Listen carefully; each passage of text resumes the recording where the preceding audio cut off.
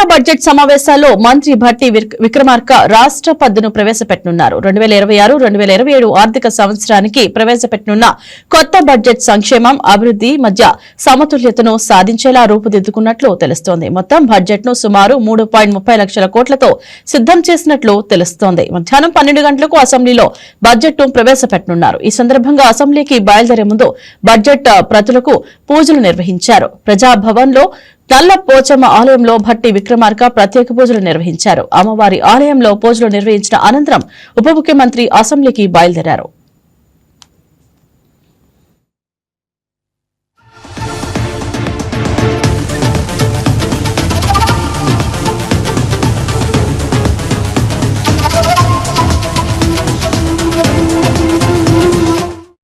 Budget సమావేశాల సందర్భంగా అసెంబ్లీకి చేరుకున్న రాష్ట్ర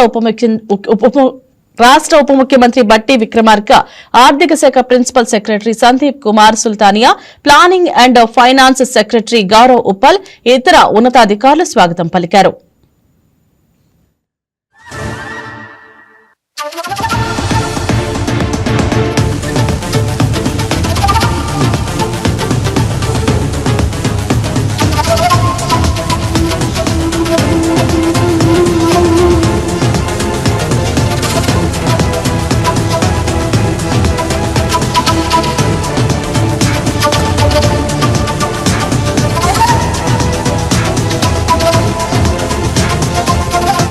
ఈ వీడియో మీకు నచ్చినట్లయితే లైక్ చేయండి, షేర్ చేయండి, మా ఛానల్ కి సబ్స్క్రైబ్ చేయండి.